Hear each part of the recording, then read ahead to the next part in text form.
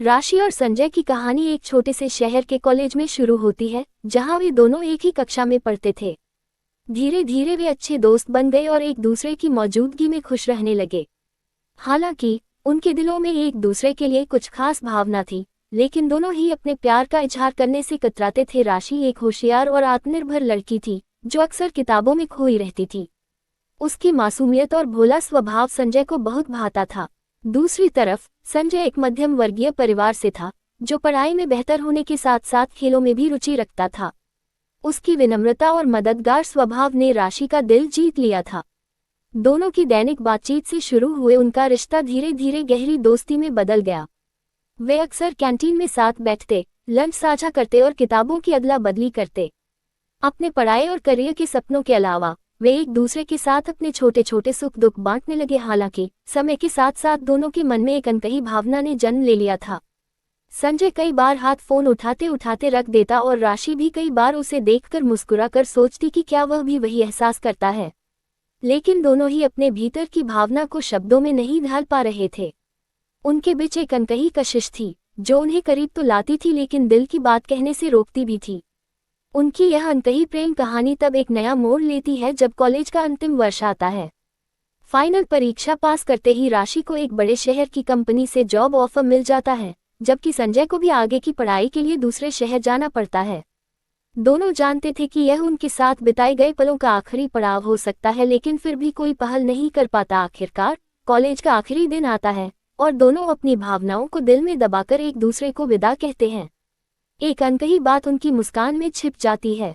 शायद उनमें से कोई जल्द ही अपने दिल की बात कह नहीं पाएगा, लेकिन हमेशा के लिए वह पल उन दोनों के लिए एक खास याद बनकर रह जाएगा। इस तरह राशि और संजय की कहानी एक अनकही प्रेम कहानी बन जाती है, जिसमें दो लोग एक दूसरे को चाहते तो हैं, लेकिन वक्त और हालात उन्हें अपने प्यार का इजहार करने का मौका नहीं देते। ये जीवन की उन कहानियों में से एक है, जो भले ही अधूरी रह जाए, लेकिन हमेशा दिल में बसी रहती है। एक सर्द कोहरे से भरी रात की है, जब उसके साथ एक अनोखी मीठी याद बनने जा रही थी। वह अपनी पहली फ्लाइट से एक नए शहर की ओर निकल रही थी, एक ऐसा शहर जहां उसे अपनी नई नौकरी ज्वाइन करनी थी। उस रात सभी योजनाएं सही चल रही थीं, लेकिन अचानक खबर आई कि कोहरे के कारण उसकी फ्लाइट लेट हो गई है। अब उसे अपने बिस्तर पर नहीं, बल्कि एयरपोर्ट के लाउंज में 3:30 बजे तक जागते रहना था। राशि ने अपना फोन चेक किया, लेकिन उसने देखा कि कोई भी उससे संपर्क नहीं कर रहा था। उस समय उसका मन थोड़ा उदास हो गया था, क्योंकि फ्लाइट के लिए उसे बहुत उत्सुकता थी। किसी अन्य शहर में कदम रखकर नई शुरुआत करने का ख्याल उसे बहुत रोमांचित कर रहा था, लेकिन अब कोहरे ने उसकी सारी उत्सुकता को थोड़ी फीका कर दिया था। वह सोच रही थी कि ऐसे में क्या किया जाए। तभी उसके पास एक और यात्री आया। वह संजय था, जो उसी फ्लाइट का यात्री था। संजय ने उसे देखकर मुस्कुराया और बोला, क्या तुम भी इस कोहरे की शिकार हो गई? यही तो सर्दियों का मजा है। राशि ने संजय को पहचाना, क्योंकि वे कॉलेज के पुराने दोस्त थे। संजय का सामना उसे थोड़ी राहत देता है और उनकी पुरानी यादें ताज़ा हो जाती हैं। संजय ने कहा, चलो हम इस इंतजार को थोड़ा मजेदार बनाते हैं। दोनों एयरपोर्ट के कैफे में बैठ गए। बातें शुरू हुई और अचानक उन्हें एहसास हुआ कि वे अपने कॉलेज के दिनों की कितनी अच्छी यादें साझा करते थे। उनकी बातचीत में हंसी और खुशियां घुलने लगी। वह एक दूसरे के साथ फ्लाइट के लेट होने को लेकर अपनी चिंताओं को भूल चुके थे। रात का समय धीरे धीरे गुजर रहा था और कोहरा अपनी पकड़ को नहीं छोड़ रहा था। राशि और संजय ने अपने जीवन की योजनाओं, सपनों और भविष्य की ख्वाहिशों के बारे में चर्चा की। यह एक ऐसा पल था जब दोनों अपने जीवन के महत्वपूर्ण अनुभव साझा कर रहे थे और उनकी दोस्ती एक नए स्तर पर पहुंच रही थी। जैसे जैसे समय बीत रहा था, उनके बीच की कशिश भी बढ़ती जा रही थी। राशि ने संजय की आंखों में जो उत्साह देखा, उससे उसे भी एक नई ऊर्जा महसूस हुई। क्या तुम्हें याद है, कॉलेज में हम हमेशा कहते थे कि हम एक दूसरे के बिना कुछ नहीं कर सकते? संजय ने मुस्कुराते हुए कहा। राशि ने हल्के से सिर हिलाया और सोचा कि कैसे कुछ बातें हमेशा सच हो जाती हैं। उस रात की मीठी यादें तब और भी खास हो गई जब फ्लाइट समय पर ठीक 3:30 बजे आई। संजय और राशि ने मिलकर एक दूसरे से विदा ली, लेकिन उनके दिलों में एक नई उम्मीद थी। राशि ने जाते जाते संजय से कहा, अब हम दूर हो सकते हैं, लेकिन इन मीठी यादों को हमेशा अपने दिल में रखेंगे। संजय ने कहा, बिल्कुल, ये यादें हमारे साथ हमेशा रहेंगी। इस तरह राशि की उड़ान ने उसे एक नए शहर की ओर बढ़ने का मौका दिया, लेकिन उसे एक ऐसा दोस्त भी मिला जो उसकी जिंदगी की मीठी यादों का हिस्सा बन गया। उस रात की कहानी हमेशा उसके दिल में बसी रहेगी, क्योंकि कभी कभी मुश्किल हालात हमें नई शुरुआत और रिश्तों में निकटता का एहसास कराते हैं। उसने एक नज़र अपनी कलाई घड़ी पर डाली। समय की पाबंदी उसके लिए हमेशा से महत्वपूर्ण रही थी। फिर भी आज उसके मन में हल्का सा उदासीनता का भाव था। उसे अपनी ड्यूटी खत्म होने का इंतजार था, लेकिन उस दिन की खामोशी उसे कहीं न कहीं बोरिंग लग रही थी। मन में एक आइडिया आया, क्यों न एक चक्कर ड्यूटी फ्री शॉप का ही लगा लिया जाए। उसने अपनी जगह छोड़ी और बिना किसी सोच विचार के ड्यूटी फ्री शॉप की ओर चल पड़ा। उसके मन में कई विचार चल रहे थे। ड्यूटी फ्री शॉप की चमचमाती हुई चीजें, महकती हुई खुशबू और रंग बिरंगे सामान ने उसे खींचा। वहां पहुंचते ही उसे एक अलग ही दुनिया का एहसास हुआ। शॉप के अंदर हर तरफ विविधता थी। मेकअप की विविध ब्रांड्स, फैंसी परफ्यूम, कैंडिड अमृत और अंधेरे में चमकते हुए घड़ियां उसके मन को मोह ले रही थी। उसने सबसे पहले परफ्यूम सेक्शन की ओर बढ़ने का सोचा। वहां खड़े होकर उसने कई खुशबुओं को एक के बाद एक महसूस किया। एक मस्ती भरी खुशबू उससे जुड़ गई और उसने उसे खरीदने का निर्णय लिया। फिर वह घड़ियों की ओर बढ़ा। घड़ियों का कलेक्शन देखकर उसके मन में कुछ पाने की लालसा जगी। उसने एक खूबसूरत घड़ी को अपने हाथ में लिया। वह शुद्ध स्टेनलेस स्टील और चमकदार डिजाइन की थी। उसने सोचा कि यह घड़ी सिर्फ सुंदर नहीं, बल्कि उसके समय की पाबंदी की याद भी दिलाएगी। उसने घड़ी को खरीदने का मन बना लिया। ड्यूटी फ्री की यात्रा को उसने एक छोटे से छुट्टी के रूप में लिया। वह वहां की हलचल में खुद को खो चुका था। हर चीज ने उसे एक नई खुशी दी। जैसे ही उसने अपना सामान खरीदा, उसे महसूस हुआ कि इस साधारण चक्कर ने उसकी दिनचर्या में एक नया रंग भर दिया है। शॉप से बाहर निकलते हुए उसने सोचा कि कभी कभी छोटे छोटे बदलाव जीवन को कितना सुंदर बना सकते हैं। उसकी कलाई पर नई घड़ी चमक रही थी और उसने उस पल का आनंद लिया। वह अपने काम पर लौट चला, मन में नई ऊर्जा और नई खुशियों के साथ। ड्यूटी फ्री शॉप की उस छोटी सी यात्रा ने उसे सिखाया कि जिंदगी में छोटे छोटे सुख हमेशा मिलते रहते हैं, बस हमें उन्हें खोजना होता है। दीपकांत एक सामान्य परिवार के सदस्य थे, जो हमेशा अपने परिवार की खुशी का ध्यान रखते थे। एक दिन जब वह अपने काम पर जा रहे थे, उन्होंने अपनी पत्नी राधिका से एक खास वस्तुओं की फरमाइश की। उन्होंने कहा, राधिका, घर पर कुछ विस्की ले आना, और अगर तुम्हारे पास कोई अच्छा परफ्यूम है तो उसे भी ले आना। बच्चों के लिए चॉकलेट्स खरीदना मत भूलना। राधिका ने कहा, ठीक है दीपक, मैं सब लाऊंगी। उसने सोचा कि यह एक आम दिन है, लेकिन उसे नहीं पता था कि ये दिन उनके लिए कुछ खास बनने वाला है। राधिका ने अपने काम से समय निकाला और बाजार की ओर बढ़ी। मार्केट में पहुंचते ही उसकी आंखों ने एक सुंदर दुकान देखी, जहां परफ्यूम और अन्य सामानों की भरपूर रेंज थी। राधिका ने पहले परफ्यूम अनुभाग की ओर बढ़ी। वहां कई प्रकार के खुशबू परिवार के चारों ओर फैले हुए थे। उसने एक खास खुशबू को चुना जो उसे अपनी शादी के समय की याद दिला रहा था। इस परफ्यूम के साथ उसने एक और महंगा परफ्यूम भी लिया, क्योंकि उसे लगता था कि ये दीपकांत को पसंद आएगा। राधिका की सोच थी कि अगर ऐसा हुआ तो दीपकांत और खुश होंगे। फिर उसने चॉकलेट्स के सेक्शन में कदम रखा। बच्चों के लिए चॉकलेट्स का एक बड़ा ढेर देखकर उसने तुरंत कुछ उनके पसंदीदा फ्लेवर्स की चॉकलेट्स भर ली। उसने सोचा कि आज रात का दिन खास बनाने के लिए वह दीपकांत के लिए एक छोटी सी पार्टी आयोजित करेगी। विस्की की दुकान में जाकर राधिका ने दीपकांत की पसंदीदा ब्रांड की एक बोतल खरीद ली। अब उसके पास सभी सामान थे जो दीपकांत ने मांगे थे। वह मुस्कुराते हुए घर की ओर लौटने लगी। घर पहुंचते ही उसने सब सामान को सहेजा और दीपकांत का इंतजार करने लगी। जब दीपकांत अपने काम से लौटे तो वह देखकर हैरान रह गए कि उनकी पत्नी ने उनकी सभी जरूरतें पूरी कर दी हैं। राधिका ने चॉकलेट्स बाहर रखी और दीपकांत के पसंदीदा संगीत को चलाया। फिर वो दोनों एक साथ बैठकर अपने छोटे से जश्न की शुरुआत की। विस्की का पहला घूंट लेते ही दीपकांत ने कहा, यह दिन सच में खास बन गया है। तुम्हारे द्वारा किया गया ये सब मेरे लिए बहुत मायने रखता है। इस तरह एक साधारण दिन ने उनके रिश्ते को और मजबूत बना दिया। खुश रहने के इस छोटे से जश्न ने उन्हें हमेशा याद रहने वाला एक खूबसूरत पल दिया। इस किस्से में ये समझ आया कि प्यार और सामंजस्य के छोटे छोटे प्रयास किसी भी रिश्ते को खुशियों से भर सकते हैं। दिन का समय था और हवाई अड्डे की चहल पहल भरी जिंदगी अपने चरम पर थी। संजय अपने अगले सफर के लिए इंतजार कर रहा था और कुछ खरीदारी करने का मन बना चुका था। जैसे ही उसने ड्यूटी फ्री स्टोर के अंदर कदम रखा, उसकी नज़र सीधे शराब के सेक्शन की तरफ गई। उसे अपने दोस्त के लिए एक शानदार उपहार लेना था, एक अच्छी विस्की की बोतल। वह सोच ही रहा था कि कौन सी बोतल ले, तभी उसकी नज़र एक आकर्षक बोतल पर पड़ी। जैसे ही वह उस बोतल की तरफ हाथ बढ़ाने लगा, उसने महसूस किया कि साथ की शेल्फ पर कोई और हाथ भी धीरे धीरे बढ़ रहा है। एक नीले रंग के ब्लेजर से सुसज्जित वह हाथ संजय के हाथ के समानांतर चल रहा था। संजय ने पलटकर देखा तो एक गोरे रंग के हाथ का मालिक एक बेहद आकर्षक विदेशी महिला थी, जिसके चेहरे पर हल्की मुस्कान तैर रही थी। दोनों के बीच एक छोटी सी झिझक भरी लेकिन अनुकूल स्थिति पैदा हो गई। वह महिला भी वही बोतल लेने की इच्छा व्यक्त कर रही थी। संजय ने मुस्कुराते हुए अपनी हाथ खींच ली और इशारे से बोला, आप पहले। महिला ने शुक्रिया कहकर बोतल उठा ली और संजय के विनय से प्रभावित होते हुए बोली, आपका स्वाद बेहतरीन है। यह मेरी भी पसंदीदा है। संजय ने जवाब दिया, चलिए एक और बोतल ले लेते हैं। अब तो यह विशेष लगने लगी है। उन दोनों के बीच इस सहज मुलाकात ने अनजाने में ही एक वार्ता का आगाज कर दिया।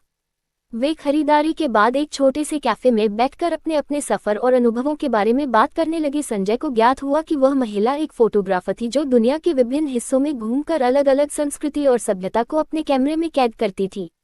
ये बातचीत इतनी दिलचस्प रही कि अर्जुन ने तय किया कि वह अपनी यात्रा में फुर्सत निकालकर महिला की प्रदर्शनी जरूर देखेगा। जैसे जैसे उनकी उड़ान का समय करीब आया, उन्होंने एक दूसरे की कंपनी का आनंद लिया और फिर अपने अपने रास्ते पर चल दिए, एक यादगार मुलाकात की सुखद स्मृतियों के साथ। सचमुच कभी कभी छोटी छोटी मुलाकातें जिंदगी के सफर में बड़े प्रभाव डाल जाती हैं। राशि और संजय दोनों एक छोटे से कैफे में बैठे थे। कैफे की खिड़की से बाहर का नज़ारा बहुत ही सुंदर था, लेकिन उन दोनों का ध्यान कहीं और था। उनके बीच एक छोटा सा केक का टुकड़ा रखा हुआ था, जिसे लेकर वे दोनों संकोच में थे। कैसे हो? आई एम सॉरी, आप ले लीजिए, राशि ने नम्र स्वर में कहा। उसकी आवाज में एक अजीब सी झिझक थी, जैसे वह संजय को नाराज नहीं करना चाहती थी। नहीं नहीं, आप ही ले ले, संजय ने मुस्कुराते हुए कहा। उसने राशि की ओर देखा और उसी पल उन दोनों की नजरें मिल गई। दोनों ही चौंक पड़े, जैसे उन्होंने एक दूसरे की आंखों में कुछ हिस्सा देख लिया हो जो वे पहले कभी नहीं देख पाए थे। राशि ने अपनी नजरें हटा ली और उसके गालों पर हल्का सा लाली आ गई। संजय भी थोड़ा सा झेप गया, लेकिन उसने अपने आप को संभाल लिया। अच्छा, तो हम इसे आधा आधा बांट लेते हैं, संजय ने हंसते हुए कहा। उसने केक के टुकड़े को 2 बराबर हिस्सों में बांट दिया और एक हिस्सा राशि की तरफ बढ़ा दिया। राशि ने मुस्कुराते हुए केक का टुकड़ा ले लिया। धन्यवाद, उसने कहा। उसकी आवाज में अब वह झिझक नहीं थी, बल्कि एक गर्माहट थी। दोनों ने चुपचाप केक खाया और उस पल का आनंद लिया। उनके बीच एक अजीब सी सहजता आ गई थी, जैसे वे एक दूसरे को बेहतर तरीके से समझने लगे थे। तुम्हें पता है, राशि ने अचानक कहा, मैंने पहले कभी ऐसा महसूस नहीं किया था। संजय ने उसकी ओर देखा और उसकी आंखों में एक गहराई थी। मैं भी, उसने कहा। शायद यही वह पल है जिसका हमें इंतजार था। राशि ने मुस्कुराते हुए सिर हिलाया। उसने महसूस किया कि उसके और संजय के बीच एक नई शुरुआत हो रही थी और वह इसके लिए तैयार थी। दोनों ने कैफे से बाहर निकलते हुए एक दूसरे का हाथ थाम लिया। उनके चेहरों पर एक नई चमक थी, जैसे उन्होंने एक दूसरे के साथ एक नया अध्याय शुरू कर दिया हो। हर क्षेत्र में बराबरी का दावा करने में तो तुम औरतें एक पल का समय भी नहीं गंवाती, और प्यार का इजहार करना हो तो, संजय ने चिढ़कर कहा। दोनों की आंखें इस समय बोल रही थीं, मगर शब्द थे कि जुबान पर आते आते ही रुक जाते थे।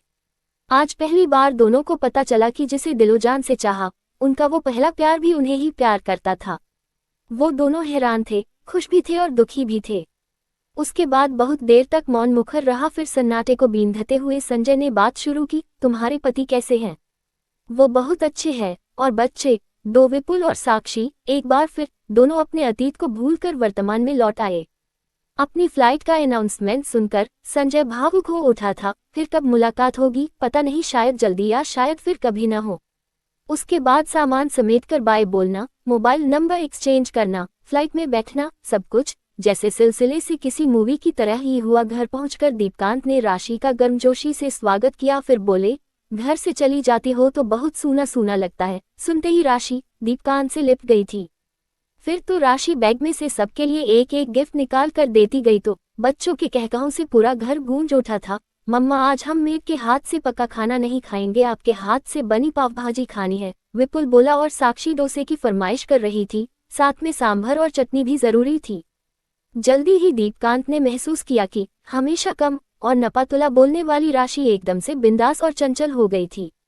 वो अक्सर राशि को किसी से फोन पर बहुत देर तक बात करते सुनते तो सोचते, बिना मतलब तो राशि किसी से एक शब्द नहीं बोलती, फिर ये कौन है जिससे बात करते समय राशि का स्वर धीमा और सीरियस हो जाता है। सोशल नेटवर्किंग साइट खोलते समय या व्हाट्सएप पर बातें करते समय भी वो दूसरे कमरे में चली जाती थी। सबसे हैरानी इस बात की थी कि जिस सितार पर बरसों से धूल जमी थी उसे पोंछकर, उसके तारों को कसकर राशि के हाथ पूरे घर को उसके मधुर स्वर से गुंजायमान कर रहे थे। हालांकि संजय का धीरज जवाब दे रहा था, फिर भी राशि में आया बदलाव उन्हें इतना अच्छा लग रहा था कि वो उसे टोकना नहीं चाह रहे थे।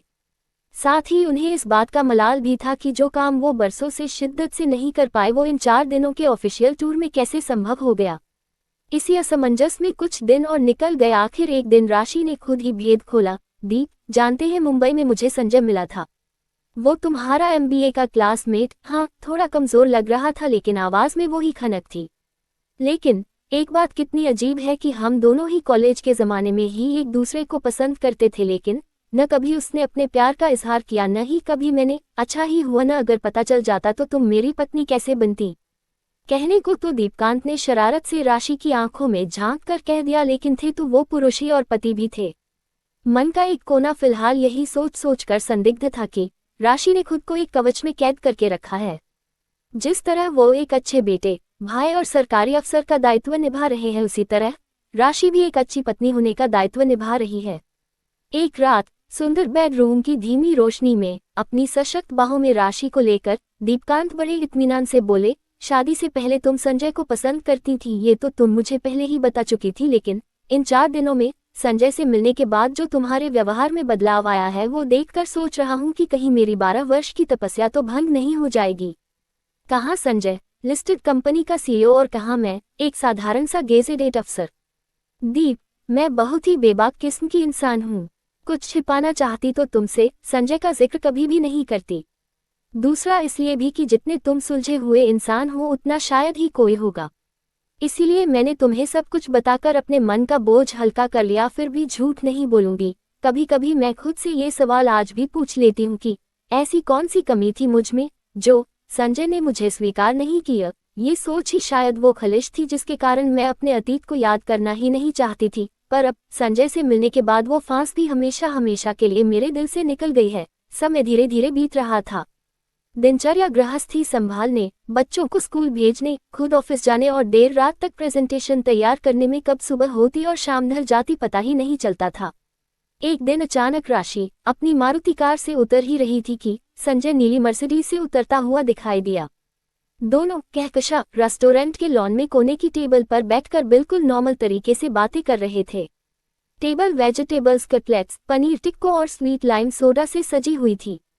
संजय, मैंने दीपकांत को बताया कि बॉम्बे एयरपोर्ट पर तुमसे मुलाकात हुई थी तो बोले, भाई राशि, पुराने दिन याद करके हमें भूल मत जाना, नहीं तो इस अधेड़ उम्र में दो बच्चों को कैसे संभाल पाऊंगा। संजय, जानते हो दीप ने हार्वर्ड से MBA किया है। कहते हैं मेरी दो गर्लफ्रेंड थीं, एक 1.5 साल, दूसरी 2 साल पर दोनों ही साथ छोड़ गईं। साथ तो हिंदुस्तानी बेगम ही दे रही है न, संजय कपूर कैसे उड़ा कर ले जा सकता था तुम्हें। जन जन का साथ तो हम दोनों का ही है न। संजय ने महसूस किया राशि के हाव भाव में कहीं भी विरह, अलगाव या वर्तमान से असंतुष्टि का भाव नहीं था। बड़े सहज ढंग से बोला, राशि, पहले प्यार में बड़ी अजब सी कशिश होती है, न भूली जाने वाली कुछ मीठी यादों के घेरे में बंद कर रह जाती है जिंदगी का वो पहला पाक एहसास। तुमने और मैंने अपने वैवाहिक जीवन के साथ समझौता करके बड़ी ही समझदारी से काम लिया और अपने जीवन साथी को खुद ही अपने कृष के बारे में सब कुछ बता दिया। अब तो हम दोनों के पास एक बहुत अच्छा जीवन साथी भी है और प्यारे प्यारे बच्चे भी हैं। राशि की आंखों में नमी तैर आई थी। संजय उसकी पीठ थपथपा कर बोला, मैंने तुम्हें और तुमने मुझे चाहा था। ये अध्याय हम दोनों यहीं पर समाप्त करते हैं। कभी घर आओ, सीमा मेरी पत्नी तुम्हें खुद फोन करेगी। मैं दीपकांत को हमेशा यही दुआ करूंगा कि तुम और मैं कभी भी बेईमानी करके अपने परिवार को खंडित नहीं होने देंगे और अपने जीवन साथी और बच्चों के प्रति निष्ठावान रहेंगे। प्यार शक्ति होता है और प्यार पूजा भी होता है। आज का यहाँ मिलना तुम दीपकांत को बताना और मैं सीमा को बताऊंगा। अब जब भी मिलेंगे सब इकट्ठे ही मिलेंगे। मन को साफ रखेंगे, बिल्कुल दर्पण की तरह। दर्पण कभी झूठ नहीं बोलता। और दोनों गाड़ियां लगभग एक साथ स्टार्ट हुई थीं। 2 प्रेमी नहीं, 2 मित्र अपने अपने घर की तरफ जा रहे। राशि और संजय की मुलाकात हवाई अड्डे के उस सूने कोने में एक अद्भुत संयोग थी। दोनों ने एक दूसरे को कई वर्षों बाद देखा और जैसे ही उन्होंने एक दूसरे को पहचाना, वे पुरानी यादों में खो गए छात्र जीवन की यादें जैसे ताज़ा हो उठी। राशि और संजय कॉलेज के दिनों में बहुत अच्छे दोस्त थे। वे अक्सर बंबई के समुद्र तट पर जाया करते थे। वहां दोनों समुद्र की रेत पर अपने अपने नाम लिखते और लहरों के उन्हें मिटाने का इंतजार करते। यह उनके लिए एक खेल था जिसने उन्हें बहुत सारी खुशियों और हंसी के पल दिए थे। कॉलेज के दिनों में संजय और राशि ने कई खट्टे मीठे पल बिताए थे। क्लास के बाद कैंटीन में घंटों तक बैठकर चाय की चुस्कियों के साथ गप्पे मारना, लाइब्रेरी में एक दूसरे की चुपके से मदद करना और त्योहारों पर एक दूसरे के घर आना जाना उनकी दोस्ती को और गहरा कर देता था। जब परीक्षाएं पास आती तो ये दोनों एक साथ पढ़ाई करते, रातों को जागते और एक दूसरे को प्रेरित करते। जिंदगी की दौड़ में कॉलेज खत्म होने के बाद दोनों अपने अपने करियर में व्यस्त हो गए और वक्त के साथ उनका संपर्क भी धीरे धीरे कम होने लगा। लेकिन इस अचानक मुलाकात ने उन्हें ये बताने का मौका दिया कि असली दोस्ती कभी खत्म नहीं होती। वो खाली कोना हंसी और यादों से गूंज उठा जिसमें उन्होंने अपने जीवन की छोटी बड़ी बातें साझा की। दोनों ने यह फैसला किया कि अब वे अपने जीवन की व्यस्तताओं के बावजूद इस मित्रता को फिर से जीवित करेंगे और समय समय पर मिलते रहेंगे। अंत में जब उनका नाम पुकारा गया तो राशि और संजय ने एक दूसरे से विदा ली, लेकिन इस बार एक नए वादे के साथ कि वे अब एक दूसरे से संपर्क में रहेंगे, चाहे कुछ भी हो। हवाई अड्डे की उस छोटी सी मुलाकात ने उनके रिश्ते में एक नई ताजगी भर दी। रविवार का दिन था और सभी विद्यार्थियों में एक हलचल थी। कल एक महत्वपूर्ण प्रेजेंटेशन था जिसे सभी को देना था। राशि, जो हमेशा से मेहनती और प्रतिभाशाली छात्रा रही है, इस बार भी पूरी तैयारी में जुटी थी। उसका शिक्षक सिंघवी सर ने पहले ही सभी को बताया था कि प्रेजेंटेशन को अच्छे से तैयार करने के लिए हमें उनके घर आकर मदद लेनी होगी। सुबह सुबह राशि ने फोन किया सिंघवी सर को, सर क्या मैं आज आपके घर आ सकती हूँ प्रेजेंटेशन की तैयारी के लिए? सिंघवी सर ने मुस्कुराते हुए कहा, बिल्कुल राशि, आओ, मैं तुम्हारी मदद करूंगा। सिंघवी सर के घर की तैयारी राशि समय पर सिंघवी सर के घर पहुंची। वहां पहुंचते ही उसने देखा कि सर ने पहले से ही सारी सामग्री तैयार रखी थी। सिंघवी सर ने बताया कि सबसे पहले उन्हें एक अच्छे टॉपिक का चयन करना है। राशि ने अपने विचार साझा किए और सिंघवी सर ने उसकी सोच को काफी सराहा। प्रेजेंटेशन की रूपरेखा सिंघवी सर के मार्गदर्शन में राशि ने प्रेजेंटेशन की एक रूपरेखा बनाई। वह जानती थी कि जानकारी का प्रस्तुति में अच्छा स्थान होना चाहिए। प्रत्येक स्लाइड में उसने आवश्यक बिंदुओं को नोट किया और वो बारी बारी से प्रिंटर से प्रिंट आउट निकालने में जुट गई। प्रिंटर का इस्तेमाल करना कभी कभी चुनौतीपूर्ण हो जाता है। जब राशि पहले प्रिंट आउट के लिए गई तो प्रिंटर ने एक समस्या उत्पन्न की। सर, प्रिंटर काम नहीं कर रहा। उसने चिंता जताई। सिंघवी सर ने अपनी समझदारी से प्रिंटर की जांच की और पाया कि कागज सही तरीके से नहीं डाला गया था। सिंघवी सर ने उसे सिखाया कि कैसे सब कुछ ठीक से रखना है ताकि प्रिंटिंग में समस्या न आए। राशि ने पुनः प्रयास किया और इस बार प्रिंटर ने बिना किसी परेशानी के प्रिंट निकालना शुरू कर दिया। यादों का जादू बारी बारी से निकालते निकलते राशि को सब कुछ याद आने लगा। उसने विचार किया कि कैसे हर स्लाइड में जानकारियों को दर्शाना है और किस तरह से उन्हें प्रस्तुत करना है। सिंघवी सर की मार्गदर्शना और उसकी मेहनत ने उसे आत्मविश्वास दिया। उसकी पूरी तैयारी हो गई और उसने अच्छी तरह से प्रेजेंटेशन की प्रस्तुति का अभ्यास भी किया। अंत तक प्रेजेंटेशन का दिन आया। राशि ने सभी को दिमाग में रखा कि कौन सी बात किस स्लाइड पर कहनी है। उसका आत्मविश्वास देखकर उसके दोस्तों ने भी उसकी सराहना की। जब राशि ने अपने प्रेजेंटेशन की शुरुआत की तो उसने महसूस किया कि सिंघवी सर की मदद ने उसे कितनी ताकत दी है। उसकी मेहनत और प्रयास ने उसे सफल बनाया और उसने अपने दोस्तों के बीच एक मिसाल कायम की। इस अनुभव ने राशि को ये सिखाया कि मेहनत और सही मार्गदर्शन से हर चुनौती को पार किया जा सकता है। वह जान गई थी कि अकेले चलने से ज्यादा महत्वपूर्ण है सही लोगों का सहारा लेना और उनकी मदद से आगे बढ़ना। इस प्रेजेंटेशन ने न सिर्फ उसे एक छात्रा के रूप में मजबूत बनाया, बल्कि उसने अपने शिक्षकों और साथियों के प्रति भी एक नई दृष्टि विकसित की। सूरज की पहली किरणें जैसे ही धरती पर पड़ी, रमेश अपनी गिटार के साथ पार्क में बैठा था। पार्क की सुबह की ठंडी हवा में उसे अपने पसंदीदा गीतों की धुनें बजाना अच्छा लगता था। रमेश का सपना था कि वह एक महान संगीतकार बने, लेकिन उसके लिए उसे काफी मेहनत करनी थी। एक दिन उसके दोस्त संजय ने उसे अपने घर बुलाया। संजय एक संगीत प्रेमी था और हमेशा रमेश के गाने की तारीफ करता था। उन दोनों के बीच गहरी मित्रता थी। संजय ने रमेश से कहा, तुम कोई खास धुन बजाओ, मैं सुनना चाहता हूँ। रमेश ने संजय की बात मान ली और अपनी गिटार उठाई, लेकिन गिटार बजाते बजाते उसकी उंगलियां बीमार हो गईं। हर नोट के साथ उसकी उंगलियों पर दर्द महसूस हुआ, लेकिन प्यार और संगीत के प्रति उसकी दीवानगी ने उसे थकने नहीं दिया। जब संजय ने देखा कि उसकी दोस्त की उंगलियां घायल हो गई हैं, तो वह चिंतित हो गया। उसने तुरंत बैंड-एड लाने के लिए कहा और रमेश की उंगलियों पर बैंड-एड लगाते हुए उसकी उदासी को महसूस किया। संजय सोच में पड़ गया कि कैसे एक छोटी सी खुशी में उसकी दोस्त की उंगलियां घायल हो गई। कुछ समय बाद रमेश ने संजय के लिए एक विशेष सरप्राइज तैयार किया। उसने सुना था कि संजय गाजर का हलवा और दही बड़े बहुत पसंद करता है। रमेश ने अपने हाथों से गाजर का हलवा और दही बड़े बनाने का निर्णय लिया। वह किचन में गया, हंसते खिलखिलाते हुए गाजर को कूटने लगा। रमेश ने देखा कि संजय अब तक उन चीजों को भूला था, वे बचपन में हमेशा खाते थे। जब वह हलवा और दही बड़े लेकर संजय के पास पहुंचा, तो संजय की आंखों में चमक आ गई। तुमने ये सब खुद बनाया? संजय ने खुशी से पूछा। हाँ, तुम मेरे सबसे अच्छे दोस्त हो और मैं तुम्हारे लिए कुछ खास करना चाहता था, रमेश ने मुस्कुराते हुए कहा। उस दिन उन्होंने न सिर्फ संगीत का आनंद लिया, बल्कि दोस्ती के बंधन को भी और मजबूत किया। संजय ने रमेश के साथ मिलकर गाजर का हलवा और दही बड़े खाए और दोनों ने हंसी खुशी में गुजरा समय याद किया। संगीत और खाद्य प्रेम ने उनके बीच के रिश्ते को और गहरा कर दिया। रमेश की उंगलियों का दर्द अब भुला दिया गया था, क्योंकि उन्होंने अपनी दोस्ती का एक नया अध्याय लिख लिया था। इस तरह संजय और रमेश की यह कहानी एक अद्भुत अनुभव बन गई, जिसमें संगीत के साथ साथ सच्ची दोस्ती और प्यार का अद्भुत एहसास था। संजय और राशि की गहरी दोस्ती थी। दोनों बचपन से साथ बड़े हुए थे और संगीत की दुनिया में उनकी रुचि ने उन्हें और भी करीब ला दिया था। राशि एक कुशल सितार वादक थी और उसका जुनून हर बार उसकी धुनों में झलकता था। अचानक एक दिन संजय, जिसके लिए राशि हमेशा एक प्रेरणा रही थी, ने उसे एक धुन बजाने की फरमाइश की। राशि ने खुशी खुशी संजय की इच्छा को स्वीकार किया। वह अपने सितार के साथ बैठकर उस अद्भुत धुन को निकालने लगी। घंटों की मेहनत और अभ्यास के बाद वह अंततः उस धुन को पूरे मन से बजाने लगी। लेकिन जैसे जैसे वह सितार पर ध्यान केंद्रित करती गई, उसकी उंगलियां रगड़ने और खुरचने के कारण घायल होने लगी। जब संजय ने राशि की उंगलियों पर धुंधली खरोंचें देखी, तो उसकी खुशी पल भर में उदासी में बदल गई। उसने महसूस किया कि राशि ने अपनी कला और दोस्ती को साबित करने के लिए अपने हाथों को खतरे में डाला था।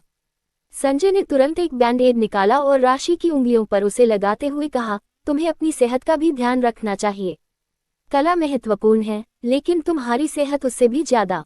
राशि ने मुस्कुराते हुए संजय के परवाह करने के भाव को समझा।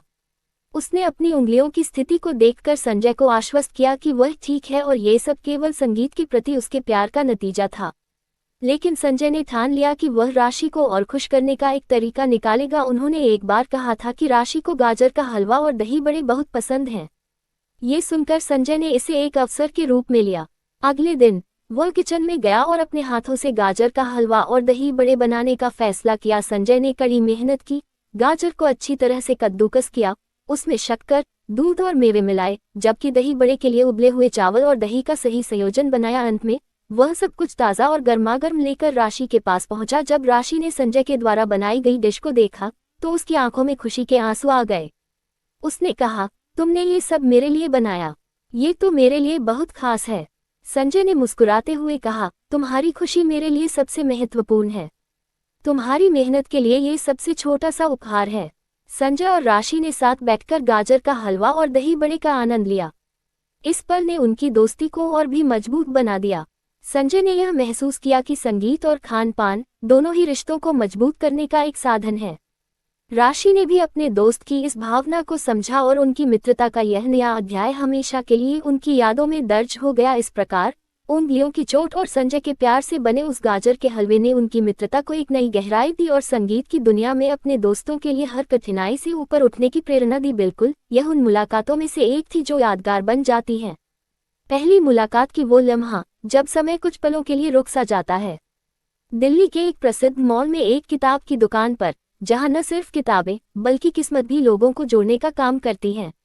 संजय और राधा दोनों अपने अपने कामों में व्यस्त थे, लेकिन उस शाम का आकर्षण उन्हें किताबों की दुकान तक खींच लाया। एक कोने में एक विशेष किताब रखी थी, जो न केवल नई थी बल्कि बहुत चर्चित भी। दोनों की नजरें उस पर जा टिकी और हाथ एक साथ उस किताब की ओर बढ़े। कुछ संकोच और हंसी के साथ राधा ने शिष्टता से कहा, आप ही ले लीजिए। संजय की मुस्कान में संकोच और कृतज्ञता का मिश्रण था। उन्होंने कहा, नहीं नहीं, आप पढ़ें, मैं बाद में ले लूंगा। इस साझा पल में एक अद्भुत समझ बनी, जिसे शब्दों में बयान करना कठिन था, लेकिन दोनों ने महसूस किया कि संभवतः यही उनके रिश्ते की शुरुआत थी। इसके बाद दोनों के बीच बातचीत का सिलसिला शुरू हुआ। किताबों से शुरू हुई यह बातचीत जीवन की कई चीजों तक पहुंच गई, उनकी पसंद, नापसंद, आदतें और यहाँ तक कि भविष्य के सपनों तक। संजय को राधा की स्पष्टवादिता और उनकी सोचने की शैली बहुत पसंद आई। जबकि राधा ने संजय की सादगी और सोचने के तरीके की सराहना की। जैसे जैसे समय बीतता गया वे अक्सर मिलने लगे, कभी कभी मॉल में तो कभी किसी कैफे में। प्रत्येक मुलाकात के साथ उनकी दोस्ती गहरी होती गई। किताब पढ़ने की वो साझी दिलचस्पी अब जीवन की साझा राह बन गई थी। जो पल एक सामान्य शिष्टाचार से शुरू हुआ वह आज जीवन की सबसे प्यारी यादों में से एक बन चुका था। अब दोनों अक्सर उस पल को याद करते हैं जब एक किताब ने उन्हें एक दूसरे से मिलवाया। जीवन की किताब के इस अध्याय में राधा और संजय ने साथ मिलकर कई पृष्ठ भरे जो हमेशा उनके दिलों में बसे रहेंगे। एक ऐसी कहानी जो कभी पुरानी नहीं होगी। संजय और निधि की पहली मुलाकात एक किताबों की दुकान में हुई थी। संजय एक साहित्य प्रेमी था और हमेशा नई किताबें तलाशता था। उस दिन जब उसने दुकान में प्रवेश किया उसकी नज़र निधि पर पड़ी। वह एक खूबसूरत नीली ड्रेस में थी जो उसके व्यक्तित्व को और भी चमकदार बना रही थी। उसके हाथ में एक अद्भुत किताब थी जिसे वह ध्यान से पढ़ रही थी। संजय का मन उसके पास जाने और उससे बात करने का हुआ। संजय ने हिम्मत जुटाकर कहा, आपका ड्रेस सेंस वाकई अद्भुत है। क्या ये किताब भी उतनी ही अच्छी है? निधि ने मुस्कुराते हुए उसकी ओर देखा और कहा, धन्यवाद, ये किताब वास्तव में बेहतरीन है। इसे मैंने कई बार पढ़ा है। उनकी बातचीत धीरे धीरे गर्म होने लगी। संजय ने निधि से साहित्य के बारे में कई प्रश्न पूछे और निधि ने भी उसे पहले पुस्तक के पात्रों के बारे में विस्तृत रूप से बताया। लेकिन जैसे जैसे बातचीत आगे बढ़ी संजय ने महसूस किया कि निधि उसकी बात को बार बार काट रही थी। अगर मैं तुम्हें इतनी अच्छी लगी थी तो तुम मेरी हर बात काट क्यों देती हो? संजय ने चुटकी लेते हुए कहा। ये बात सुनकर निधि थोड़ा मुस्कुराई लेकिन उसके चेहरे पर गंभीरता भी थी। मैं तुमसे सहमत नहीं थी इसलिए मैंने अपनी राय सीधे कह दी। मुझे लगता है कि अच्छी बातचीत वही होती है जहां दोनों पक्ष अपनी बात स्पष्टता से रखते हैं, निधि ने ईमानदारी से उत्तर दिया। संजय ने उसकी बात को समझा। वह अपनी बातों को सीधे व्यक्त करने की उसकी शैली को पसंद करने लगा था। उसे लगा कि निधि का जवाब देना और सुनना दोनों ही महत्वपूर्ण है। समय बीतते बीतते उनकी बातों में एक नया फेरा आ गया। निधि ने संजय की सलाहों को स्वीकार करना शुरू किया और संजय ने भी निधि की बहस को सुनने की कला में खुद को ढाला। एक के बाद एक उनकी चर्चाएं साहित्य, कला और जीवन के विभिन्न पहलुओं पर बढ़ने लगी। संजय ने देखा कि निधि का दृष्टिकोण नया और ताजगी भरा था। उन्होंने कब पास बैठते बैठते शाम को गुजार दिया यह उन्हें पता ही नहीं चला। जब दुकान बंद होने का समय आया तो दोनों ने एक दूसरे की आंखों में देखा और मुस्कुराए। संजय ने कहा, अगर तुम्हें अच्छी नहीं लगती तो तुम्हारी हर बात को काटने का काम क्यों किया? तुम्हारी स्पष्टता ने मुझे बहुत कुछ सिखाया है। निधि ने जवाब दिया, कभी कभी सही बातें सुनने के लिए हमें एक दूसरे को चुनौती देनी होती है। यह जरूरी नहीं कि हर कोई एक जैसे सोचे। तुम्हारी बातें मुझे सोचने को मजबूर करती हैं। इससे हमारी चर्चा कहीं अधिक मजेदार होती है। इस मुलाकात ने न केवल उनकी दोस्ती की नींव रखी बल्कि दोनों के भीतर एक नई समझ और परिपक्वता भी लाई। संजय को निधि का स्पष्टता से बोलना पसंद आया और निधि को संजय की विचारशीलता और सहिष्णुता ने आकर्षित किया। उनकी यह बातचीत न केवल उस दिन की याद बन गई बल्कि उनके जीवन का एक अहम हिस्सा बन गई। उन्होंने सीखा कि रिश्तों में ईमानदारी और संवाद ही सबसे महत्वपूर्ण होते हैं। कुछ महीनों बाद जब उन्होंने एक दूसरे के प्रति अपनी भावनाओं को स्वीकार किया तब उनकी पहली मुलाकात की मीठी यादें उन्हें हमेशा मुस्कुराने पर मजबूर करती थी। इस प्रकार पहली मुलाकात ने उनकी जिंदगी में एक नई रोशनी भर दी और उन्हें एक दूसरे के प्रति और भी अधिक आकर्षित किया। संजय और निधि की कहानी इस बात का प्रमाण थी कि कैसे एक छोटी सी मुलाकात एक बड़े रिश्ते की शुरुआत बन सकती है। संजय और राशि की कहानी एक ऐसी प्रेम कहानी है जो अनगिनत झगड़ों और मनमुटावों के बीच फंसी हुई थी। दोनों एक दूसरे से बहुत प्यार करते थे लेकिन उनके रिश्ते में हमेशा एक अजीब सी कश्मकश बनी रहती थी। संजय और राशि की मुलाकात एक कॉलेज फेस्टिवल में हुई थी जहां उन्होंने एक दूसरे को देखते ही दिल दे बैठे थे। पहले कुछ महीने उनके लिए बहुत खुशनुमा थे। वे एक दूसरे के साथ हर पल का आनंद लेते थे। लेकिन जैसे जैसे समय बीता गया उनके बीच छोटी छोटी बातों को लेकर झगड़े शुरू हो गए। संजय को लगता था कि राशि हमेशा उससे झगड़े का बहाना ढूंढती रहती है। वह अक्सर सोचता कि क्या राशि को उससे प्यार ही नहीं है या फिर वह किसी और को पसंद करने लगी है। राशि की तरफ से भी यही सवाल उठते थे। वह महसूस करती थी कि संजय हमेशा उसे किसी न किसी बात पर टोकता रहता है, चाहे बात उसके दोस्तों से मिलने की हो या फिर उसके कपड़ों की। राशि को लगता था कि संजय उसे अपनी जिंदगी में हस्तक्षेप करने से रोकना चाहता है। एक दिन जब उनका एक और झगड़ा हुआ तो संजय ने राशि से पूछा, क्यों राशि हमेशा मुझसे झगड़े का बहाना ही क्यों ढूंढती रहती है? राशि की आंखों में आंसू आ गए। वो संजय के सामने बैठ गई और बोली, संजय, मुझे तुमसे बहुत प्यार है, लेकिन मुझे लगता है कि हमारे बीच कुछ बातें साफ नहीं हैं। मुझे लगता है कि तुम मुझे अपनी जिंदगी में हस्तक्षेप करने से रोकना चाहते हो। इस बातचीत के बाद संजय और राशि ने एक दूसरे को समझने की कोशिश की। उन्होंने अपनी भावनाओं को खुलकर व्यक्त किया और एक दूसरे की चिंताओं को सुना। उन्होंने महसूस किया कि उनके झगड़े की जड़ में संचार की कमी थी। वे एक दूसरे को समझने के लिए समय नहीं दे रहे थे। धीरे धीरे संजय और राशि ने अपने रिश्ते को सुधारने की कोशिश की। वे एक दूसरे के साथ ज्यादा समय बिताने लगे और अपनी भावनाओं को खुलकर व्यक्त करने लगे। उन्होंने महसूस किया कि प्यार में झगड़े आम बात हैं, लेकिन महत्वपूर्ण यह है कि हम उन्हें कैसे सुलझाते हैं। अंत में संजय और राशि ने अपने रिश्ते को एक नई शुरुआत दी। उन्होंने एक दूसरे को समझने और सम्मान देने का वादा किया। उनकी कहानी हमें ये सिखाती है कि प्यार में झगड़े आम हैं, लेकिन संचार और समझ के साथ हर समस्या का हल निकाला जा सकता है। हे ईश्वर, तुम अभी तक वैसे ही भोले भंडारी हो, राशि ने मन ही मन कहा। उसकी आंखें मंदिर में स्थापित शिवलिंग पर टिकी थीं। सालों बाद वह अपने गांव लौटी थी और इस मंदिर में आना उसकी पुरानी आदत थी। राशि की यादें उसे अतीत में ले गईं। वह और ईश्वर बचपन के दोस्त थे। ईश्वर, गांव के पुजारी का बेटा, हमेशा शांत और गंभीर रहता था। राशि, इसके विपरीत, चंचल और बातूनी थी। वह हमेशा ईश्वर को छेड़ने और उसे हंसाने के तरीके ढूंढती रहती थी। मैं झगड़े का नहीं, बल्कि तुम्हें चिढ़ाने का बहाना ढूंढा करती थी, राशि ने मुस्कुराते हुए सोचा।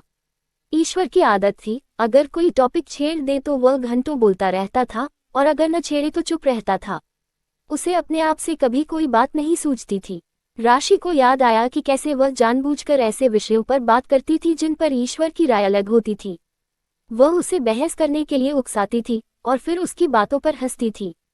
ईश्वर हमेशा गंभीर होकर अपनी बात रखता था, लेकिन राशि की हंसी सुनकर वह भी मुस्कुरा देता था। जैसे जैसे वे बड़े हुए, राशि को एहसास हुआ कि वह ईश्वर को सिर्फ दोस्त से ज्यादा मानती है। वह उसकी सादगी, उसकी ईमानदारी और उसकी गहरी सोच से प्यार करने लगी थी। लेकिन ईश्वर हमेशा अपनी दुनिया में खोया रहता था। फिर भी मेरी लाख कोशिशों के बावजूद भी कुछ बातें जो तुम्हें कहनी चाहिए थी कभी कही ही नहीं तुमने, राशि ने उदासी से कहा। वह जानती थी कि ईश्वर भी उसे पसंद करता था, लेकिन वह कभी भी अपने प्यार का इजहार नहीं कर पाया। एक दिन राशि को शहर जाकर पढ़ाई करने का मौका मिला। उसने ईश्वर को बताया कि वह जा रही है, लेकिन उसने उससे अपने प्यार के बारे में कुछ नहीं कहा। वह चाहती थी कि ईश्वर खुद अपनी भावनाओं को व्यक्त करे, लेकिन उसने ऐसा नहीं किया। राशि शहर चली गई और धीरे धीरे वह अपनी नई जिंदगी में व्यस्त हो गई।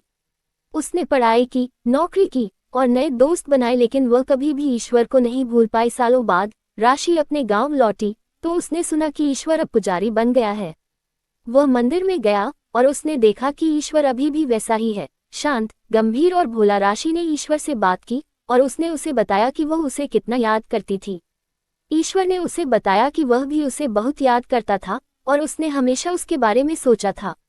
राशि ने ईश्वर से पूछा कि उसने कभी उससे अपने प्यार का इजहार क्यों नहीं किया।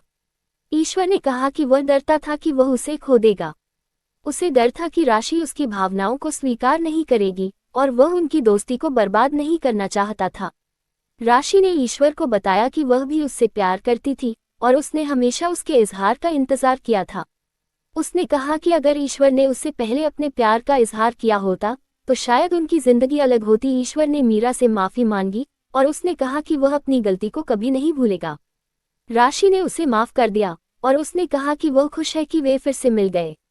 राशि और ईश्वर ने एक साथ कुछ दिन बिताए और उन्होंने अपनी पुरानी यादों को ताज़ा किया। राशि ने महसूस किया कि वह अभी भी ईश्वर से प्यार करती है और वह उसके साथ अपनी बाकी जिंदगी बिताना चाहती है। लेकिन राशि जानती थी कि ईश्वर अब पुजारी है और वह अपनी जिंदगी भगवान को समर्पित कर चुका है। वह उसे अपनी जिंदगी से दूर नहीं करना चाहती थी, इसलिए उसने उससे अपने प्यार के बारे में कुछ नहीं कहा। राशि गांव से वापस शहर चली गई और उसने अपनी जिंदगी जीना जारी रखा, लेकिन वह हमेशा ईश्वर को याद करती रही और वह जानती थी कि उसका दिल हमेशा उसके साथ रहेगा। राशि ने महसूस किया कि प्यार का इजहार करना जरूरी है, भले ही वह कितना भी मुश्किल क्यों न हो। अगर हम अपने प्यार का इजहार नहीं करते हैं तो हम हमेशा पछताते रहेंगे। राशि ने शिवलिंग की ओर देखा और उसने मन ही मन कहा, हे ईश्वर, मैं तुम्हें हमेशा प्यार करती रहूंगी। एक शहर में संजय नाम का एक व्यक्ति रहता था जो अपनी तीव्र बुद्धिमत्ता और समझदारी के लिए जाना जाता था। उसके मित्र और परिवार वाले हमेशा उसकी तारीफ करते थे कि वह बहुत समझदार और सूझबूझ वाला है।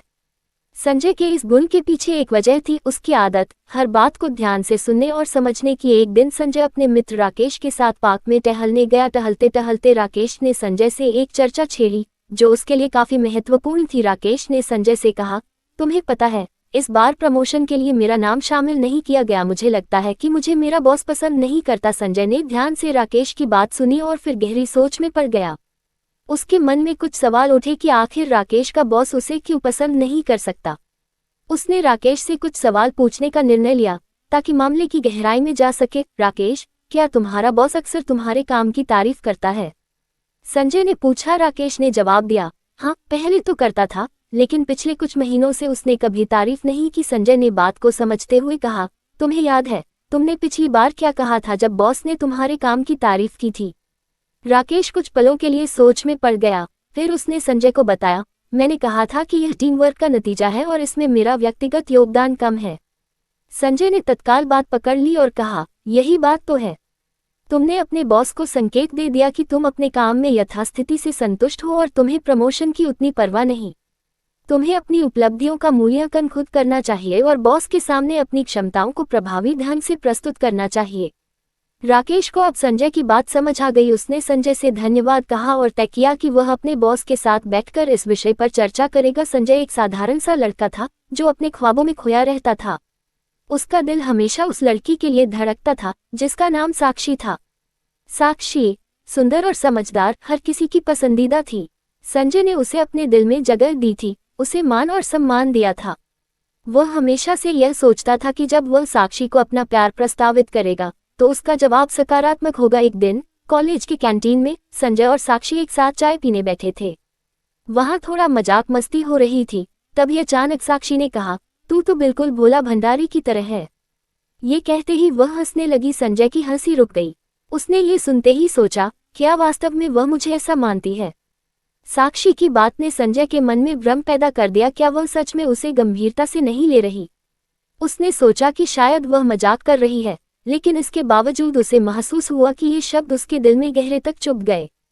भोला भंडारी का मतलब था एक साधारण और भोला भाला इंसान, और संजय ने कभी अपने आप को इस तरह नहीं देखा था। संजय ने गहरी सांस ली और बात टालने की कोशिश करते हुए कहा, क्या भंडारी लोग अच्छे नहीं होते?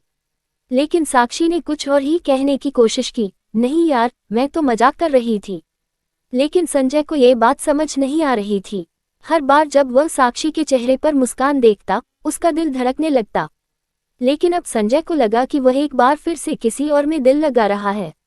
वह सोचने लगा कि वह अपने दिल की बात कैसे कहे। क्या वह सही समय पर सही शब्द कह सकेगा?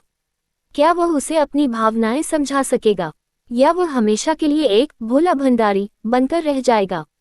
उस रात संजय ने बहुत सोच विचार किया। उसने तय किया कि वह साक्षी को अपनी भावनाओं के बारे में बताएगा और उसके सामने अपने दिल की सच्चाई रखेगा। अगले दिन उसने उसे पार्क में मिलने का समय तय किया।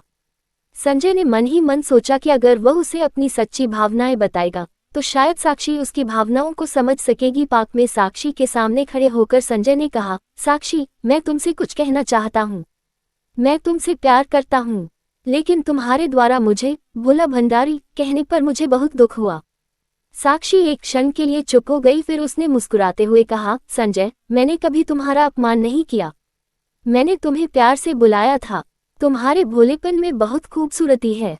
संजय ने राहत की सांस ली। उसने महसूस किया कि साक्षी ने जो कहा वो वास्तव में उसे पसंद करती थी। यह एक नया आरंभ था और संजय ने सोचा कि अब वह कभी भी खुद को भोला भंडारी नहीं समझेगा। प्यार ने उसे एक नई पहचान दी थी और वो साक्षी के साथ अपने सपनों की दुनिया में खो गया। इस तरह संजय ने अपने दिल की बात कहकर और साक्षी के साथ अपने रिश्ते को एक नई दिशा दी। प्यार की खूबसूरती यही है कि वह आपको कभी भी एक नया नजरिया दे सकता है और आपके भीतर छिपे कोनों को उजागर कर सकता है।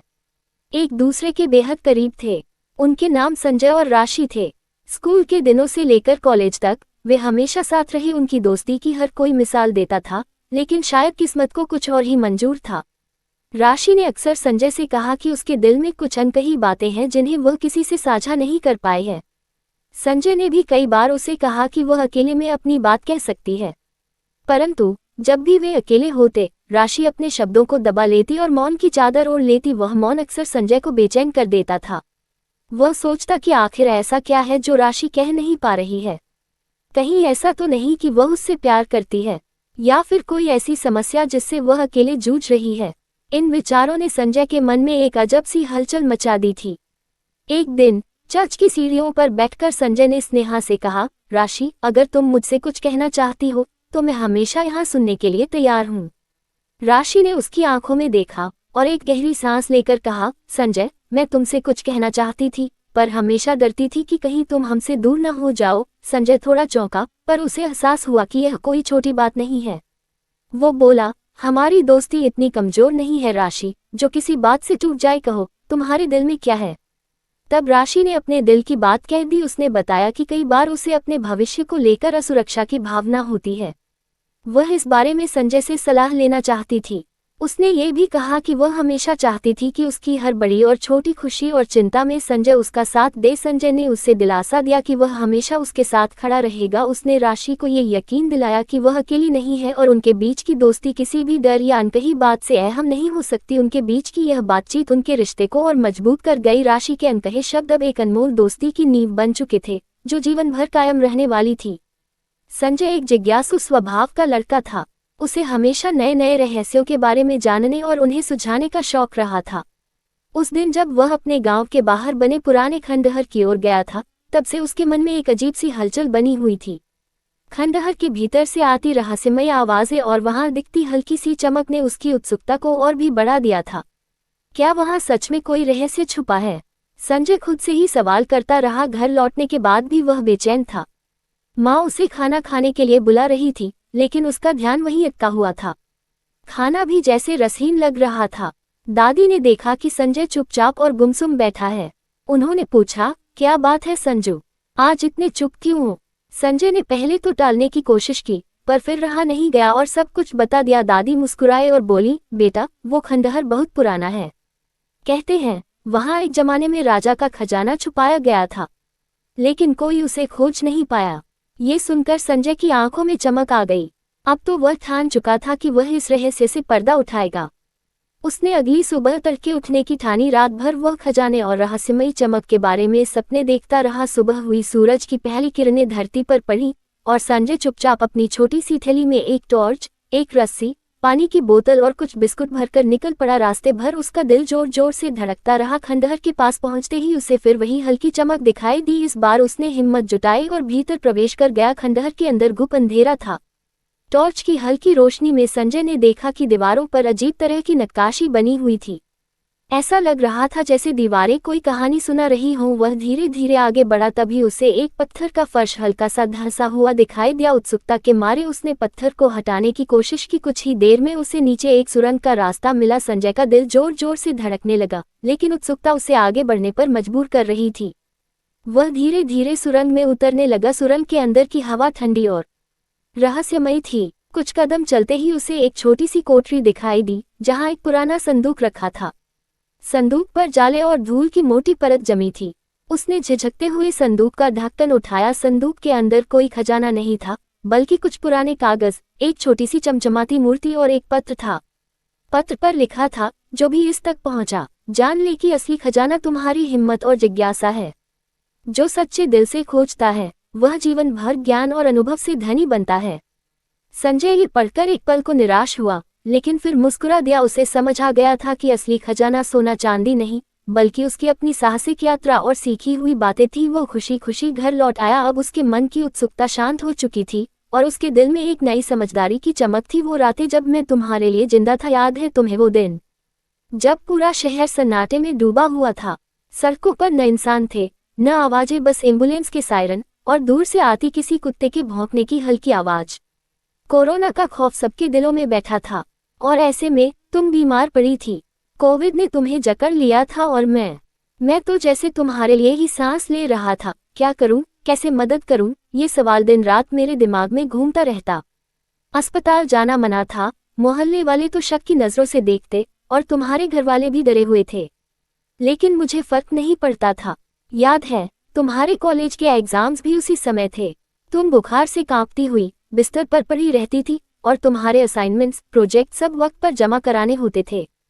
तो सारी रात मैं तुम्हारे पेपर तैयार करता था, तुम्हारी हैंडराइटिंग की नकल करता, ताकि किसी को शक न हो कि ये तुमने नहीं लिखा। हर शब्द में तुम्हारे लिए मेरी दुआ शामिल रहती थी, हर पंक्ति में मेरी उम्मीद कि तुम जल्दी ठीक हो जाओ। सुबह होने से पहले मुंह अंधेरे मैं घर से निकलता, हाथ में एक छोटा बैग जिसमें होता नारियल पानी, कुछ फल, विटामिन की गोलियां और तुम्हारे पसंदीदा छोटे छोटे खाने के पैकेट्स। माँ से झूठ बोलता, दोस्त का कुछ सामान देना है, जरूरी है। माँ की भी आंखों में डर था, लेकिन मेरे इरादे के आगे सब कुछ फीका था।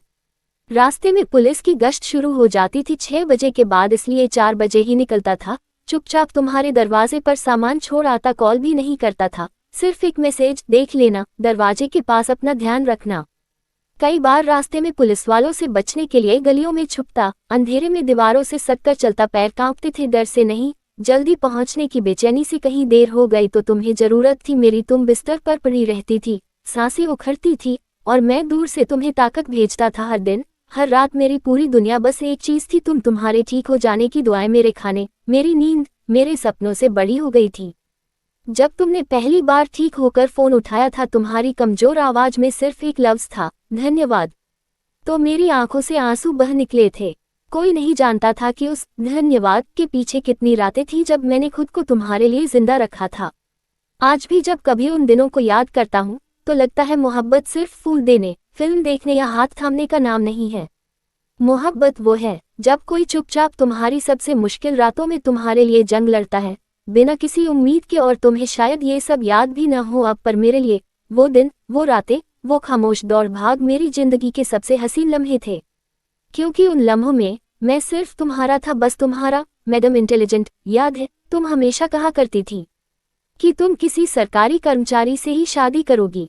वो खड़ा था मेरे सामने, सालों बाद, आवाज में कोई शिकवा नहीं था, बस एक थकी हुई सी मुस्कान थी, जैसे बहुत कुछ कहा जाना बाकी रह गया हो, पर अब कहने की जरूरत भी नहीं रही। मैंने उसकी तरफ देखा, कुछ कहने को जी चाहा, लेकिन गला भर आया। हाँ, ये बात तो मैंने ही कही थी, बार बार, हंसते हुए, मजाक में, कभी कभी बिल्कुल सीरियस होकर भी। देखो भाई, मैं तो किसी सरकारी अफसर से ही शादी करूंगी, स्टेटस, सिक्योरिटी और सम्मान तीनों चाहिए। वो हर बार हंस देता, कभी पलटकर कुछ कहता नहीं था। पर आज इतने सालों बाद जब वो ये बात दोहरा रहा था, तो उसकी मुस्कान के पीछे की मेहनत साफ दिख रही थी। उसके बाद मैंने सरकारी प्रतियोगिताओं की ही तैयारी शुरू कर दी थी। उसने कहा, तुम्हें पता भी नहीं, तुम्हारे एक मजाक को मैंने अपनी जिंदगी का लक्ष्य बना लिया। रातें, दिन, दोस्त, दुनिया सब छोड़ दिया था, सिर्फ एक सपना देखा था, तुम्हारे काबिल बनने का। मैं चुप रही, क्या कहती? उसे क्या पता, उन दिनों मैं सोचती थी कि वो कुछ कहेगा, कोई इशारा देगा, कोई वादा करेगा, लेकिन जब उसने कुछ कहा ही नहीं तो मैंने मान लिया कि शायद वो उतना सीरियस नहीं था। बहुत सी बातें कहने की नहीं, समझने की होती हैं। उसने धीरे से कहा, अगर मैंने नहीं कहा तो तुम ही कह देती, मैडम इंटेलिजेंट, सब समझ जाती हो ना। वो मुस्कुरा रहा था, लेकिन उसकी आंखों में एक थका हुआ सा इंतजार अब भी झांक रहा था। मैंने उस पल में खुद को कोसा, क्योंकि शायद मैंने ही उसे कभी ठीक से समझा नहीं। उसके चाय वाले हाथ, थकी हुई आंखें और पुराना बैग, ये सब गवाही दे रहे थे कि उसने सिर्फ एक मजबूत करियर नहीं, एक सपना जी लिया था। वो सपना जो कभी मैंने हवा में कहा था। अब सरकारी नौकरी लग गया हूँ, डिप्टी कलेक्टर, लोग इज्जत से देखते हैं, घर वाले खुश हैं, पर तुम नहीं हो। वो बोला, जैसे किसी पुराने वक्त की कब्र खोद दी हो। मैंने आंखें झुका ली। वो रिश्ता कभी बना ही नहीं था, पर खत्म जरूर हो गया था बिना शुरू हुए। तुम्हारे बिना सब कुछ है, लेकिन सब अधूरा है। उसका आखिरी वाक्य अब भी मेरे कानों में गूंज रहा है। वो चला गया, पर उसके शब्द यहीं रह गए। उसका इंतजार, उसकी खामोशी, उसकी मेहनत, सब मेरे सामने जैसे एक खुली किताब बन गए। और अब मैं सोच रही थी, क्या सच में हम दोनों में से कोई इतना इंटेलिजेंट था कि वो सब समझ लेता जो कभी कहा ही नहीं गया। कुछ रिश्ते शब्दों से नहीं, समझ से चलते हैं। और अगर कोई खामोशी से तुम्हारे लिए लड़ रहा है, खुद को बदल रहा है, तो उसकी खामोशी को सुनना सीखो, क्योंकि हर इश्क चिल्लाकर नहीं आता। कुछ इश्क सरकारी तैयारी की तरह होते हैं, लंबे, थके हुए, लेकिन पूरी वफा से भरे। बहुत है, पूरी कहानी सुनाओगे, लेकिन सबसे पहले आपसे निवेदन है कि हमारे चैनल को सब्सक्राइब जरूर करें, क्योंकि घंटे लग जाते हैं वीडियो को बनाने के लिए, आप प्यारे दोस्तों के लिए ही तो प्लीज।